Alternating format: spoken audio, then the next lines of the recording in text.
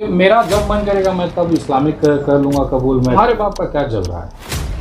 अगर पठान का बच्चा हमारे प्रधानमंत्री हो सकते हैं, अब मुझे मुसलमान बोलिए, मुझे कोई दिक्कत नहीं है। लालो और कोठेबाजों के लिए थोड़ी कोई शब्द कहा जाता है। एक बार आप कोठे पे वो जो भड़वे बैठते हैं ना, उस पर विश्वास कर लेना, लेकिन पत्रकारों की कई हुई बातों पर विश्वास मत करना। क्योंकि क्या है ना कि ये भड़वागिरी खुलेआम करते हैं, ये छुप कर भड़वे बन के घूम रहे हैं। तो पहले के जो भी दंगा करना चाहते हैं ना, जिनके अंदर बहुत गर्मी है, जरा पिछले दंगों का इतिहास उठा के देख लीजिए। जो लोग जेल गए उनका इतिहास उठा के देख लीजिए। आज उनका परिवार क्या है? जितने भी पुराने दंगाई हैं ना, आज भी वो जेलों में सड़ रहे हैं, अंडर ट्रायल मुजरिम बन के जो सड़ रहे हैं वहाँ पे, जमानत के लिए सुप्रीम कोर्ट तक जाने की औकात नहीं है। उनके माँ बाप से ज़रा पूछिए ना, पत्थर चलाने के बाद क्या होता है, इनका क्या जाता है। नेता लोग आपको उकसा देंगे, आप चिल्लाइए, लेकिन इसके साथ साथ में जो वहाँ पे कुरान शरीफ जलाई गई, हदीसें जलाई गई, उसको लेकर भी मैं जाऊँगा। लगभग कितने किताबें आप जो है वहाँ पर देंगे? मेरा अभी देखिए कोशिश है कि 1000 के आसपास कुरान शरीफ में वहाँ पे दे पाऊँ, ताकि छोटे छोटे बच्चे जो हैं वहाँ पे पढ़ते हैं, उनको इसकी तालीम मिल सके। क्योंकि इन्होंने जो कुरान बांटने का संकल्प लिया है और 1000 कुरान की कॉपी बांटेंगे, तो इनके इस कदम को मैं बहुत ही तारीफ करूंगा। कुरान में जो बातें लिखी हैं वही बातें गीता में लिखी हैं कि जो है ईश्वर एक है, उसी एक ईश्वर को मानो। और इसके अलावे गायत्री मंत्र का जो हिंदी होता है वही सूरह फातिहा का हिंदी होता है, जो कुरान का पहला चैप्टर है। तो कहीं ना कहीं ये लोग हिंदू मुस्लिम करके धर्म ग्रंथों को नुकसान तो पहुंचा सकते हैं, लेकिन धर्म ग्रंथ के संदेश एक है। और विनय दुबे जी का जो प्रयास है 1000 कुरान बांट के ऐसा संदेश देना कि तुम अगर नफरतबाज हो, मैं उनको हिंदू नहीं कहता, नफरतबाज और नकली हिंदू कहता हूँ। तुम जब नकली हिंदू होके हिंदू धर्म के मूल्यों को बदनाम करोगे, तो यहाँ पे एक असली हिंदू भी है जो कुरान बांट के और गीता बांट के यह संदेश देगा कि इस देश में कुरान और गीता में कोई फर्क नहीं है और हिंदू मुस्लिम सदा एक से रहा है। नमस्कार साथियों, आज एक बार फिर से हमारे साथ मौजूद है दो धुरंधर, एक है रविकांत भारती, दूसरे है विनय दुबे। और दोनों जो है मुस्लिमों के ऊपर जो अत्याचार होता है, उनके ऊपर हिंसा होती है, उन पर आरोप प्रत्यारोप लगता है, दोनों मजबूती के साथ खड़े नजर आते हैं। न सिर्फ मुसलमानों के साथ, देश के उन तमाम नागरिकों के साथ जिनके साथ नाइंसाफ़ी होती है। ताज़ा मामला भी आपने देखा होगा कि रामनवमी के दौरान जुलूस निकला था और शोभा यात्रा में जो मीडिया रिपोर्ट्स से खबरें निकल के आई थी कि शोभा यात्रा पे पथराव हुआ, दोनों तरफ के लोग मारे गए, कई जान माल का नुकसान भी हुआ, प्रॉपर्टी का नुकसान हुआ। बिहार में एक मदरसे को आग लगा दिया गया और वहाँ पर तमाम जो कुरान की किताबें थी, हदीस की किताबें थी, वो जल करके खाक हो गई। उसके बाद विनय दुबे ने अपने सोशल मीडिया अकाउंट से ऐलान किया कि वो बिहार पहुँच रहे हैं, मदरसा अज़ीज़िया पहुँच रहे हैं और वहाँ पर वो किताब जो है डोनेट करने वाले हैं। तो सर मेरा सवाल आपसे है कि आपके मन में ये ख्याल क्यों आया कि आप जाएंगे बिहार में भी एक मदरसा, क्योंकि मदरसा पे तो आरोप लगता है कि यहाँ से तो मतलब हथियार बनाने की ट्रेनिंग दी जाती है, आप वहाँ पर किताब डोनेट करने जा रहे हो, भी कुरान और हदीस? नहीं, ये किसने कहा कि हथियार की ट्रेनिंग दी जाती है? अगर मीडिया दिखाती है, हमारे देश की मीडिया दिखाती है। तो फिर मैं सवाल पूछना चाहूँगा, योगी आदित्यनाथ ने 460 करोड़ रुपया मदरसा के लिए क्यों आवंटित किया अपने पूरे बजट से? जब वहाँ हथियार बनाए जाते हैं, बम बनाने की ट्रेनिंग दी जाती है, तो उत्तर प्रदेश की हिंदुत्व वाली सरकार ने 400 कुछ करोड़ रुपए क्यों आवंटित किया वहाँ पे? सिर्फ मदरसे के लिए, उसका आधुनिकीकरण किया जाएगा, लैपटॉप्स और कंप्यूटर्स लगेंगे, सीसीटीवी लगेगी, डिजिटल स्क्रीन लगेंगे। क्या वहाँ पे डिजिटल स्क्रीन पर बताया जाएगा कि कैसे बम बनाया जाएगा? तो ये केवल उन लोगों के लिए हताशा भरा एक आरोप होता है जो अपनी ज़िंदगी में कुछ नहीं कर पाए। आज मदरसे से बहुत सारे ऐसे बच्चे निकले जो आज पूरे विश्व में घूम रहे हैं, अच्छी चीज़ें कर रहे हैं। अगर ये कहा जाता है कि मुसलमान आतंकवादी ही क्यों होता है, तो नाथूराम तो हिंदू था, उसने तो अपना खतना करवाया नहीं था, वो तो इस हिंदुत्व लेकिन इस देश में तो उनको कहा जाता है कि वो हत्यारा है, आतंकवादी नहीं। पहला आतंकवादी देश का मैं बोल रहा हूँ ना, वो नाथूराम भोसड़े है, पहला आतंकवादी। दर्शकों से मैं बताना चाहूँगा, विनय दुबे जो है वो नाथूराम गोडसे को आतंकवादी बता रहे हैं। नाथूराम भोसड़े पहला देश का गद्दार, देशद्रोही और आतंकवादी है, उखाड़ लेना मेरा अगर गलत बोलूँ तो। और रही बात जो चीज़ें आप कह रहे थे, उसको लेके मैं कहना चाहता हूँ, क्या सवाल ये है कि आप जो है और ये गद्दार, मेरा ये कहना है कि कुछ मेरे ही हिंदू भाइयों ने, सनातनियों ने सिर्फ दिहाड़ी मजदूरी के लिए 200-500 रुपया लेके बेचारे डीजे के सामने नाच डालते हैं। वो पत्थर उठा के लगेंगे पत्थरबाजी करने, मस्जिदें जलाना, कुरान जलाना। आजकल ये ना कैसा एक बेरोज़गारी इतनी छाई हुई है, तो रोज़गार का एक तरीका है। भाजपा समर्थित या जो भी उनके संबंधित विचारधारा के जो संगठन है, वो बेचारे ऐसे युवाओं को जो 15 साल, 17 साल, 18 साल, 20 साल के जो बेरोज़गार युवा, उनको पकड़ते हैं, उनको कहता है कि चलो तुमको ना मस्जिद के सामने मुजरा करना है। बेचारे चले जाते हैं, वहाँ मुजरा करते हैं, उसका दिहाड़ी लेते हैं।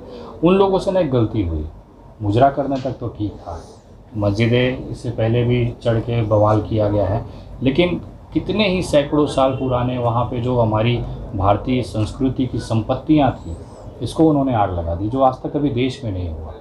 मेरा ये कहना है कि अगर मेरे ही समाज के मेरे भाइयों द्वारा कुछ गलत काम किया गया है तो उसी समाज का एक जिम्मेदार नागरिक होने के नाते मेरा कर्तव्य बनता है कि उस गलत कृत्य के खिलाफ जाकर उन लोगों से क्षमा मांगी जाए।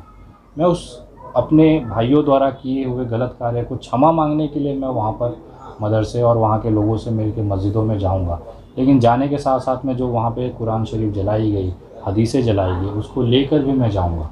लगभग कितने किताबें आप जो है वहाँ पर देंगे? मेरा अभी देखिए कोशिश है कि 1000 के आसपास कुरान शरीफ मैं वहाँ पे दे पाऊँ, ताकि छोटे छोटे बच्चे जो हैं वहाँ पे पढ़ते हैं उनको इसकी तालीम मिल सके। जो लोग नमाज़ पढ़ते आते हैं वो पढ़ के दुआएँ दें। तो बहुत जल्दी तो 4500 के आसपास किताबें हैं, लेकिन मेरी कोशिश है कि 1000 के आसपास अपनी तरफ से मैं वहाँ पर डोनेट कर सकूँ। साथ ही साथ कुछ आर्थिक मदद भी वहाँ पर मैं करूँगा, ताकि जो डैमेज मस्जिद को हुआ है उसे रिपेयर करने में काम आए। हदीस खरीदने के लिए कुछ वहाँ पे आर्थिक अनुदान मैं अपनी तरफ से करूँगा, ताकि जो किताब उनको सही लगे वो अपना खरीद सकें। आपका ये वीडियो जैसे सोशल मीडिया पे जाएगा जो है लोग तमाम लोग जो है आपके जो विरोधी है उतर जाएंगे और बोलेंगे कि आप जो है मस्जिदों में जाकर के किताबें दान कर रहे हैं, मदरसों में जाकर किताबें दान कर रहे हैं, वहाँ किताबें दे रहे हैं, लेकिन कभी आपने हिंदुओं के लिए कभी ऐसा कुछ किया है कि कभी आपने गीता किसी मठ में ले जाकर के गीता दिया हो, रामचरितमानस दिया हो, लेकिन आप जो है केवल मुस्लिमों के लिए इतना कार्य क्यों कर रहे हैं? नहीं, ऐसी कोई बात नहीं हिंदू मुसलमान की। अगर कहीं किसी मस्जिद को किसी मंदिर को जलाया जाएगा, वहाँ पे रामचरितमानस जलाया जाएगा, तो विनय दुबे ज़रूर जाएगा। और मेरे साथ मैं वादा करता हूँ, मेरे साथ वो तमाम मुसलमान भाई भी जाएंगे जो हिंदू मुस्लिम एकता का भाईचारा का वहाँ से मैसेज जाएगा। बहुत कम लोगों को पता है। आपको आधी बात बताई जा रही, मैंने भी डिक्लेयर नहीं किया है कि 1000 के आसपास तो कुरान दे रहा हूँ, लेकिन उसके साथ कुछ किताब गीता की भी वहाँ पे दूँगा, ताकि उस चीज़ का भी वहाँ पर सम्मान किया जाए और आपके सामने लाइव वीडियो पे रहेगा। और रही बात इस तरह की जो चीज़ें चलाई जाती हैं, बहुत कम लोगों को पता है कि मुंबई के अंदर जहाँ पे ज़मीन की कीमत आसमान छूती है, मेरे पूर्वजों द्वारा कुछ वहाँ पे मंदिरें बनाई गई थी, मस्जिदों में योगदान दिया गया था उसको बनाने में। मैंने अपने जीवन काल में 2 मंदिर मैंने मुंबई में बनाए हैं, जहाँ मैं हर शनिवार को पूजा करने जाता हूँ, मेरे हाथ से आरती होती है। अभी हनुमान जयंती पे करीबन 50,000 लोगों का भंडारा मेरे मंदिर में कराया गया। कि कोई थर्ड पार्टी मंदिर नहीं है, मेरे हाथ से नींव रखी हुई मंदिर है। मैंने कभी पब्लिसिटी नहीं की उसकी। अगर मुझे इतना ही मुसलमानों से और इस्लाम से प्यार होता तो मस्जिदें बनाता। मैंने 2 मंदिरें क्यों बनाई? माता काली की मंदिर है, उसके बाद में हनुमान जी की मंदिर है, शनि भगवान की मंदिर है। तो ये मेरा अपना धर्म है, मैं अपने धर्म पे पहले सम्मान करता हूँ, और अपने धर्म का अभिमान है और दूसरे धर्मों का सम्मान है। मुझे यही सीखता है। आप जो इतना भंडारा कर रहे हैं और इतना पुण्य काम कर रहे हैं, तो आपके पास पैसा कहाँ से आता है? आपको फंडिंग होती है क्या कहीं से? हाँ, नरेंद्र मोदी जी 1 करोड़ रुपया महीने का भेजते हैं मुझे। मेरा असली फंडिंग तो नरेंद्र मोदी जी के पास है। एक सवाल और आप दोनों से है, जो देश के तमाम वो नफरती चिंटू जो है वो अब सवाल आपसे करेंगे कि आप लोग जो है इस्लाम कब कबूल कर रहे हैं, या फिर पहले से ही मुसलमान हैं और उसके बाद फिर हिंदू बन करके मतलब ढोंग करते हैं? देखिए, एक इस पे मैं क्लियर कर दूँ, क्योंकि लोग बोल लीजिए विनय खान मुसलमान और सब चीज़ें, तो मुझे एक चीज़ बहुत क्लियर कर देना है इस पर कि एक हिंदू लड़का, मतलब एक उनके हिसाब से एक मुसलमान, हिंदू नाम लेकर भारतीय जनता पार्टी, जो कि भारत की सबसे बड़ी ताकत है, उनके पास सबसे ज़्यादा कार्यकर्ता हैं, 303 सीटों के साथ बहुमत की केंद्र में सरकार बनी है, अमित शाह जैसा एकदम ताकतवर गृह मंत्री है, उसके बाद भी विनय दुबे खुलेआम डंकी की चोट पर रोज़ इनकी धज्जियाँ उड़ाता है और गृह मंत्री कुछ नहीं कर पा रहा है। ये अपना जो सवाल पूछते हैं, इसमें ये बेशर्म ये भूल जाते हैं कि अपने गृह मंत्री पे सवाल उठा रहे हैं।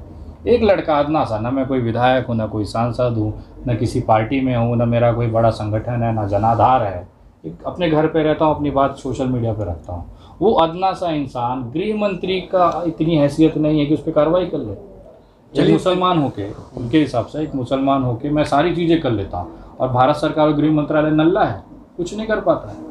तो ऐसे लोगों को देख के तरस आता है। चलिए, अगर आप मान भी लिया जाए हिंदू है, तो अब आपके विरोधी कहेंगे कि अब आप इस्लाम कब कबूल कर रहे हैं? क्योंकि मेरा जब मन करेगा मैं तब इस्लामिक कर लूँगा कबूल, मैं क्रिश्चियनिटी कबूल कर लूँगा, मैं बौद्ध धर्म कर लूँगा। तुम्हारे बाप का क्या जल रहा है? अगर पठान का बच्चा हमारे प्रधानमंत्री हो सकते हैं, अब मुझे मुसलमान बोलिए, मुझे कोई दिक्कत नहीं है। इनके बोलने से अगर बदलने लग जाए तो आज सारा भारत हिंदुस्तान खाली हो जाए। ये कहते हैं ना, मुसलमान चले जाओ पाकिस्तान। अगर इनके बोलने के हिसाब से ये घर पे जाके अपने बाप से लाठी खाते हैं, मार खाते हैं। इनका बाप बोल देता है कि नहीं बच्चा ये चीज़ अच्छा है, भाजपा बहुत बुरा काम करी, अपने बाप को बाप ना माने। ये तो बाप को अपने बाप ना माने, अगर इनका बाप भाजपा का विरोध कर दे तो विनय दुबे तो बहुत दूर की चीज़ है। रविकांत भारती जी, आपसे भी सवाल है, आपके ताल्लुक से भी पूछा जाता है, या तो आप मुस्लिम हैं, मुस्लिमों के एजेंट हैं, या फिर आप इस्लाम कबूल करने वाले हैं। तो अगर आप इस्लाम कबूल करने वाले हैं तो कब करने वाले हैं, खुलासा कर दीजिए। देखिए, पहले तो मैं विनय दुबे जी के बारे में बता दूं कि इन्होंने जो कुरान बांटने का संकल्प लिया है और 1000 कुरान की कॉपी बांटेंगे, तो इनके इस कदम को मैं बहुत ही तारीफ करूंगा, क्योंकि मैं जो है कार्य करता हूं। मेरे पेज पे ही जाके देखिए, लिखा है the motto of this page is to Hindu Muslim unity. तो यह हिंदू मुस्लिम एकता का कार्य कर रहे हैं। अब जो है कुरान को जो लोग जलाए हैं, कहीं ना कहीं वो नासमझ है। पाठशाला में अगर गीता रखा हुआ है, आप जलाते हो तो भी नासमझ हो। क्यों? क्योंकि कुरान में जो बातें लिखी हैं वही बातें गीता में लिखी हैं कि जो है ईश्वर एक है, उसी एक ईश्वर को मानो। और इसके अलावे गायत्री मंत्र का जो हिंदी होता है वही सूरे फातिहा का हिंदी होता है, जो कुरान का पहला चैप्टर है। तो कहीं ना कहीं ये लोग हिंदू मुस्लिम करके धर्म ग्रंथों को नुकसान तो पहुंचा सकते हैं, लेकिन धर्म ग्रंथ के संदेश एक है। और विनय दुबे जी का जो प्रयास है 1000 कुरान बांट के ऐसा संदेश देना कि तुम अगर नफरतबाज हो, मैं उनको हिंदू नहीं कहता, नफरतबाज और नकली हिंदू कहता हूं, तुम जब नकली हिंदू होके हिंदू धर्म के मूल्यों को बदनाम करोगे, तो यहाँ पे एक असली हिंदू भी है जो कुरान बांट के और गीता बांट के यह संदेश देगा कि इस देश में कुरान और गीता में कोई फर्क नहीं है और हिंदू मुस्लिम सदा एक से रहा है। जहां तक आप बात कर रहे हैं कि रविकांत भारती आप इस्लाम कब कबूल रहे हैं, तो ऐसा बात करने के पहले मैं ये आपको बता दूं कि मेरा आवाज़ जो है ना, हर एक बार विक्टिम के लिए उठता है। मुबारकपुर में कांड हुआ तो मेरा आवाज़ विक्टिम के लिए उठा। जब भी कोई कांड होता है तो मैं आवाज़ उठाता हूं। अब कभी मुझे लोग आरजेडी का दलाल कहते हैं, कभी एमआईएम पार्टी का दलाल कहते हैं, कभी कहते हैं मुसलमानों का पक्ष लेता है, कभी कहते हैं यादवों का पक्ष लेता है, कभी तो कहते हैं कि ये जो है दलितों का पक्ष लेता है। तो मैं जबकि हक और सच की बात करता हूं, अब जब लोग कहेंगे कि भाई ये मुसलमान की बात करता है, दलित की बात करता है, तो हाथी चले बाजार तो कुत्ता भौंके हजार। इनको भौंकने दीजिए। और मैं जो धर्म के मूल्य पे चल रहा हूं, मेरे दिमाग में बहुत शांति है और यही कार्य करते करते मैं मरूंगा। जहां तक बात रही, आप बोल रहे हैं इस्लाम कबूल करने की, तो मुझे इस्लाम कबूल करने की ज़रूरत नहीं है। एक सच्चा हिंदू जो होता है ना, वो सही मायने में सभी धर्म का कद्र करता है। जब हमारा धर्म कहता है ईश्वर का नाम अल्लाह भी हो सकता है, ईश्वर का नाम परमेश्वर भी हो सकता है, परमपिता परमेश्वर हो सकता है, भगवान शंकर हो सकता है, वासु शक्ति हो सकता है, आदित्य शक्ति हो सकता है, तो हमारे जो धर्म में एक ईश्वर के कई नाम हैं। तो आप कुछ भी कहिए, रामकृष्ण परमहंस हिंदू थे कि नहीं, आप बताइए। विवेकानंद के गुरु हिंदू धर्म के बड़े सन्यासियों में आते हैं। उनका कहना है जो तो मत तो पथ। इसका मतलब होता है जितना मत है ईश्वर के पास पहुंचने के लिए उतना रास्ता है। कोई कुरान के माध्यम से अल्लाह के पास पहुंचे, हम जो है ध्यान साधना पूजा पाठ के माध्यम से हम परमपिता परमेश्वर के पास पहुंचे। जितना जो है मत अलग हो सकता है, लेकिन पहुंचने का रास्ता हमें, कहते हैं ना, ये जो नदी है, घाट बहुत तेरे हैं और नदी एक है। तो धर्म के जो मूल्य हैं उस मूल्य पे चलना हमारा कार्य है। और लोगों को कहने दीजिए रविकांत भारती जो है ये इस्लाम कब कबूल करेगा, विनय दुबे जो है, विनय खान है, ये इस्लाम कब कबूल करने, यह लोगों के बातों में मत पड़िए। हम लोगों के आचरण और हम लोगों के चरित्र से आप समझ जाइए कि असली हिंदू हम लोग हैं कि वे हैं। एक सवाल जो है आप लोग दोनों से है, जिस प्रकार से रामनवमी के मौके पर शोभा यात्रा के दौरान अलग अलग राज्यों में हिंसा हुई है, झड़पें हुई है, क्या लगता है इसके पीछे कोई राजनीति छुपी हुई है क्या? देखिए, रामनवमी का जहां तक बात है, यह पूरी की पूरी राजनीति हो रही है। ठीक है, आप पत्रकार महोदय, दो बातें मैं आप लोगों के सामने क्लियर करना चाहता हूं। बहुत लोग कहते हैं कि रामनवमी निकलता है तो बोला जाता है मस्जिद के रास्ते से नहीं जाना है। बहुत लोग कहते हैं कि सरकारें ऐसी ही कि रामनवमी का जुलूस निकलता है तो वहां कहा जाता है कि जब इफ्तियार का टाइम हो उसके पहले ही 2 घंटा वहां से गुजार देना है। हिंदुस्तान में ऐसा लिमिटेशन क्यों? तो मैं कह दूं, देखिए, प्रेम की जहां तक बात आती है वहां लिमिटेशन नहीं रहता। अगर यही लोग जब जाते और प्रेम से जो है मुसलमानों के इफ्तियार में फल देते, मुसलमान इनको शरबत पिलाता, इस तरह से हिंदू मुस्लिम एकता बढ़ता, तो मैं लिख के देता हूं सारी की सारी सरकारें वह चाहती रामनवमी यात्रा निकले और इफ्तियार के टाइम पे ही मस्जिद के रास्ते से होके वहां पहुंचे ताकि हिंदू मुस्लिम एकता देखने को मिले। लेकिन प्रत्येक रामनवमी का इतिहास क्या रहा है? ये लोग मंदिर पे चढ़ के, मस्जिद पे चढ़ के नंगा डांस करेंगे। एक बंदा को तो देखा तलवार से ऐसे मार रहा था मस्जिद के गुंबद को। तो कहीं ना कहीं रामनवमी के त्यौहार में ये लोग हथियार लेके और जो कृत्य कर रहे हैं वह कृत्य बहुत ही गलत है, और ऐसे कृत्य के साथ मैं रविकांत भारती खड़ा नहीं हो सकता हूं। लेकिन फिर भी कह दूं, रामनवमी निकालना संविधान अगर अधिकार देता है तो निकाला जाए, लेकिन संविधान के दायरे में। अगर संविधान का दायरा क्रॉस हो तो जिस तरह से कुड़की जब्ती हो रहा है बिहार में, बजरंग दल के वो लोग आके सरेंडर कर रहे हैं, तो उसका परिणाम यही होगा। लेकिन आप तो जो है वो कह रहे हैं कि चलिए एक पक्ष की आप बात उठा रहे हैं, लेकिन दूसरे पक्ष की तरफ से भी कुछ पत्थर चले हैं, उसके बारे में आप क्या बोलना चाहेंगे? देखिए, दूसरे पक्ष के तरफ से जो पत्थर चले हैं, हर वक्त यही होता है कि मुसलमानों के तरफ से पत्थर चला, मुसलमानों के तरफ से पत्थर चला। ये जो है बहुत फालतू होते हैं, पत्थरबाज होते हैं। कश्मीर में तो आर्मी पे पत्थर चलाते हैं। इस तरह से जो पत्थरबाजी की बात आती है, होली के समय यह पत्थरबाजी की बात क्यों नहीं आती, दिवाली के समय क्यों नहीं आती, और इसके अलावे जो है और कई जो है रैलियां निकलती हैं उसमें क्यों नहीं आती? यह रामनवमी के समय क्यों होता है? अगर रामनवमी के समय जो असामाजिक तत्व हैं वो जाके वहाँ पे जब लगेंगे हुड़दंगाई करने, तो जवाब में वहाँ पे पत्थर चल जाएगा। और पत्थर सपोर्ट करते हैं? नहीं, मैं नहीं सपोर्ट करता हूँ। मैं तो कहता हूँ कि अगर पत्थर चल रहा है तो उस वक्त मुसलमान समुदाय अपने घर में चला जाए। अगर घर के दरवाजे तोड़ दिए जाएं, उनके साथ गलत हो, तब तो सेल्फ डिफेंस में कर ही सकते हैं। तो कहीं ना कहीं जो पत्थरबाजी हो रहा है, मैं कहूँगा उन लोगों को जो है सब्र रखने की ज़रूरत है, क्योंकि भारत में संविधान है और वो गलत कर रहे हैं। तो मैं एक सुझाव दूंगा, भारत के मुसलमानों को प्रत्येक मस्जिद और मजार पे सीसीटीवी कैमरा लगा के रखो, और अगर ये लोग उपद्रव करें आप घर में घुस जाओ, और दूसरे दिन जो है वो सीसीटीवी फुटेज लेके पहुंचो थाने, और तब इन सब के ऊपर एक्शन होगा। तो इन लोगों को समझ आ जाएगी कि मुसलमानों के एरिया में जाके हुड़दंगाई करने का क्या परिणाम होता है। अब ठीक उसी तरह से ऐसा मानिए कि मुसलमान शोबे बारात निकालता है, ताजिया का जुलूस निकालता है, मुहर्रम का जुलूस मुसलमान निकालता है। अब उस मुहर्रम के जुलूस में कितने मंदिरों पे मुसलमान जो है नंगा नाच करते हुए आप पाया गया? अगर उस वक्त किसी भी मंदिर के ऊपर मुसलमान नंगा डांस करते हुए पाया जाएगा तो मैं रविकांत भारती उस मुसलमान को कहूँगा कड़ी से कड़ी सजा हो। लेकिन मुहर्रम में ऐसा नहीं होता। तमाम जो है शोबे बारात और कई जो है ऐसे जलसे निकलते हैं, उस जलसों में ऐसा चीज़ देखने को नहीं मिलता, और रामनवमी के समय देखने को मिलता है। तो मैं यही कहूँगा कि रामनवमी के समय सरकार को सजग रहने की ज़रूरत है, साथ साथ मुसलमानों को सीसीटीवी मस्जिद और मजार पे लगाने की ज़रूरत है, ताकि जो भी दोषी हो उनको चुन चुन के संविधान सजा दे। आपका क्या कहना है कि इसके पीछे क्या राजनीति क्या हो सकती है? देखिए, बेसिकली रामनवमी पर राजनीति तो हो रही है, दोनों साइड से राजनीति हो रही है, तमाम पार्टियां राजनीति कर रही हैं। देखिए, शुरुआत करने वाली मुझे ऐसा लगता है कि जिस राज्य में भारतीय जनता पार्टी नहीं होती वहीं पे ये दंगे होते हैं। ये सबसे बड़ा सवाल खड़ा करता है। जहाँ पे वो विपक्ष में है, जहाँ सत्ता हासिल नहीं कर पाई है, वहीं के रामनवमी के माहौल में मस्जिदों को तोड़ा जाता है, पत्थरबाजी होती है, हत्याएं की जाती है। ये एक पैटर्न बन चुका है। पिछले साल हुआ था खरगोन के अंदर, मध्य प्रदेश में सरकार थी, उसके बावजूद भी वहाँ किया गया। यहाँ पर भी वो हालात थे कि इस समय अभी आरजेडी और इनका जेडीयू गठबंधन हुआ, तो एक गुस्सा उनको निकालना था। लेकिन मुझे सबसे बड़ा सवाल तमाम उन हिंदू भाइयों से हैं जो राम में विश्वास करते हैं, तमाम उन लोगों से जो रामनवमी की यात्राओं में जाते हैं। मुझे एक बात बताइए कि क्या आपने कभी देखा है कि मुसलमानों की कोई रैली निकली हो तो उसमें प्रभु श्री राम की बात की जा रही हो, हनुमान जी ऐसे थे, शंकर ऐसे थे? कभी सुना है?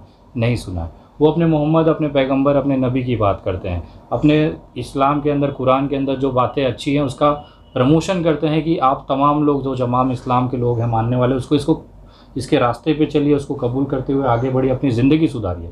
हमारे रामनवमी के भीड़ में क्या होता है? इस्लाम को बर्बाद करना है, मुसलमानों को काटना है, उसका आर्थिक बहिष्कार कर। भैया, रामनवमी है, ये राजनीतिक सभा नहीं है। अभी आपने हैदराबाद का उसको उठा लीजिए, टी राजा का रामनवमी का जुलूस था ना। 90% बातें मुसलमान और इस्लाम को, आधा इस्लाम का प्रचार तो यही लोग करते हैं। बाद में बोलते हैं कि इस्लाम बढ़ रहा है, हमारा क्या? इस्लाम बढ़ाने वाले कौन है? आप अपनी सभाओं में, अपनी रैलियों में आपने रामनामी पहनी हुई है, तिलक चुंडी लगा दिया, और बात पूरा का पूरा 2 घंटे की बात में 1 घंटा 40 मिनट आप सिर्फ इस्लाम और मुसलमान पे करते हो। एक गाज़ियाबाद का साधु है, सन्यासी है ना, महादेव का भक्त है, दुर्गा का पूजा करता है। तो भैया आप ये बताइए ना कि महादेव की पूजा करने से क्या फ़ायदा होने वाला है, हम उसको क्यों फॉलो करें, सनातन को कैसे बढ़ाया जाए, सनातन को बढ़ाने के लिए हमें क्या क्या करना चाहिए। वहाँ बात होती है कि हमें कुरान को जलाना है, कुरान में लिखे हुए आयतों को सादा मुझे ऐसा लगता है कि सबसे ज़्यादा आयतें कुरान की तो इन्होंने ही पढ़ी है। इनको कैसे पता चलता है कि ये सूरा, ये पैगाम, ये पेज पे, ये नंबर पे ये लिखा हुआ है? इन्होंने पढ़ा होगा तभी तो पढ़ा होगा ना। इनको, मैंने तो आज तक कुरान नहीं पढ़ी है, मैं सिर्फ बेसिकली उसकी जानकारी देखता हूँ। जब मैं डिटेल में पढ़ूंगा तब ना मुझे पता चलेगा कि 540वें पेज के 5वें पैराग्राफ में दूसरे लाइन में ये लिखा है।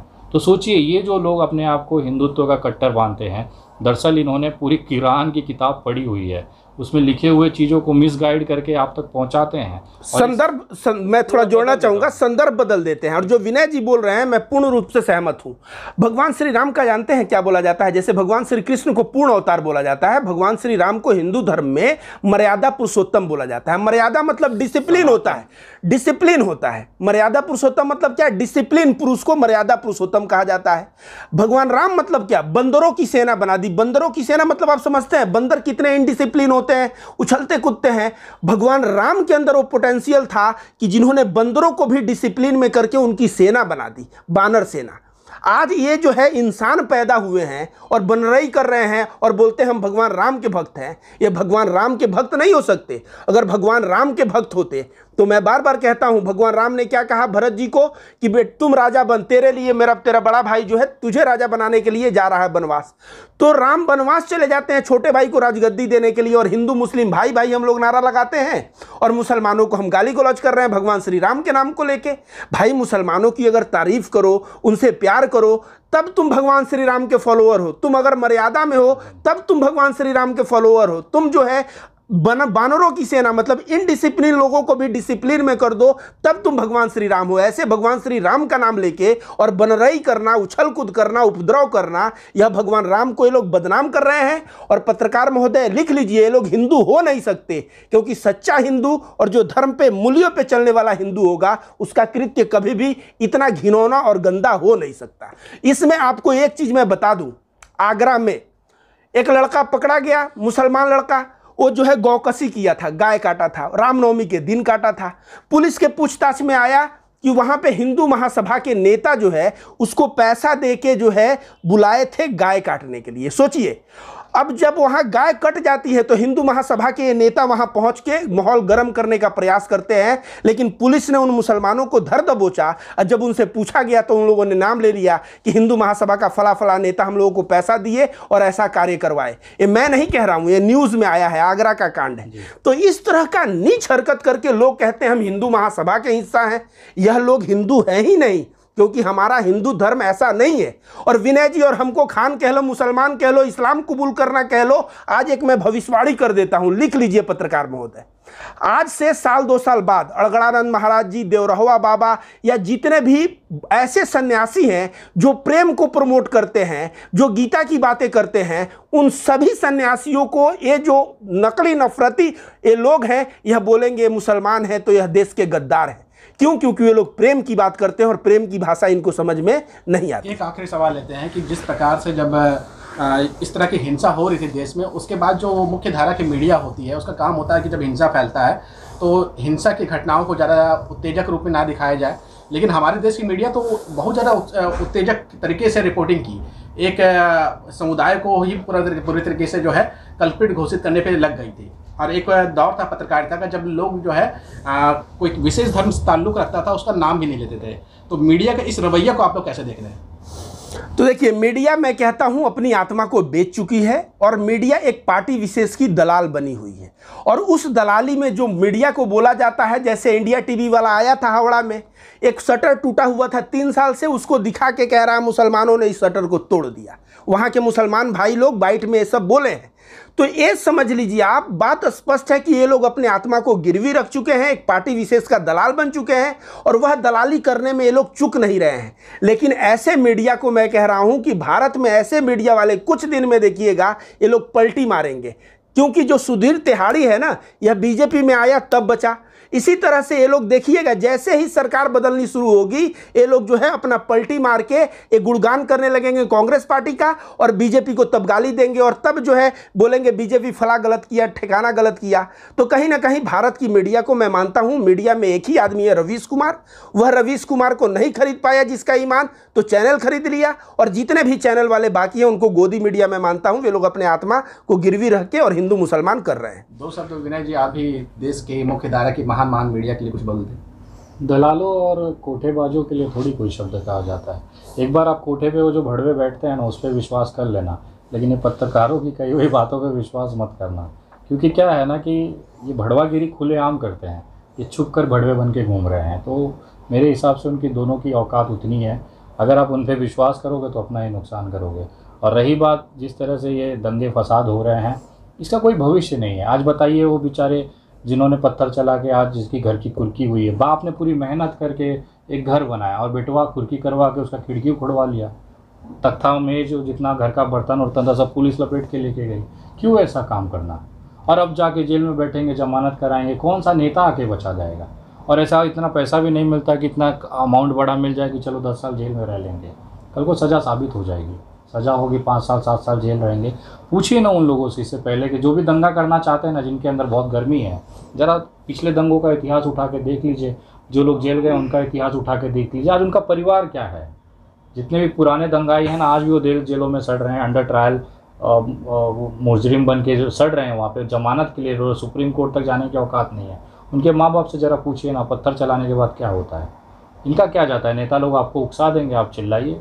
लेकिन तमाम मेरे उन नौजवान भाइयों से कहना चाहता हूँ ना कि अगर देश के लिए सही में कुछ करना चाहते हो ना, तो देश के विकास के लिए, आगे बढ़ाने के लिए आप अपना पर्सनल क्या कर सकते हो वो देखो। आपके कुछ ऐसे कार्यों से अगर देश को कुछ प्रॉफिट होता है, आप अच्छे स्पोर्ट्समैन हैं, अच्छा खेल के अगर आप गोल्ड मेडल लाओगे, उसमें आप मेहनत करो, अच्छा पढ़ाई करके कुछ अच्छा नया रिसर्च करिए, उस पर लेके आइए। नहीं कुछ कर सकते, कम से कम अपने परिवार को इम्प्लीमेंट करो, उनका लाइफस्टाइल ऊपर लाइए। आप पहले 16,000 कमा रहे हैं, 50,000 कमाने की कोशिश करिए। 50 कमा रहे हैं, 1 लाख करके अपने माँ बाप को अच्छा कपड़ा तो पहनाइए। इतना तो कर सकते हैं ना, देश दुनिया छोड़ दीजिए, कम से कम पर्सनल अपने लिए हम लोग कर क्या रहे हैं। 400 का डेटा रिचार्ज करके जय श्री राम, अल्लाह अकबर, इससे किसी का भला नहीं हो। आज मंदिर कितना भी भव्य बन जाए, आप तो वहीं भिखमंगों के तौर पे ही बैठोगे ना। मंदिर में दान जाएगा, पुण्य होगा, जो भी चीज़ें होंगी। बहुत बड़ा मंदिर बना लीजिए, मैं बोल रहा हूँ कि 1 लाख करोड़ का मंदिर बना लीजिए। ये तो बैठे हैं ना 400 का रिचार्ज करके जय श्री राम लिखने, इनका क्या बदलाव हो गया? ना सरकार इनको पूछ रही, ना रोज़गार मिलना है। मोदी जी का झोला उठा के जाइए, राशन खरीदिए, फिर आके भूखे पेट खा लीजिए। वो राशन 4 दिन भी नहीं चलता है, बाकी 25 दिन बाप का मुँह देखिए, माँ का मुँह देखिए, यही हालत है।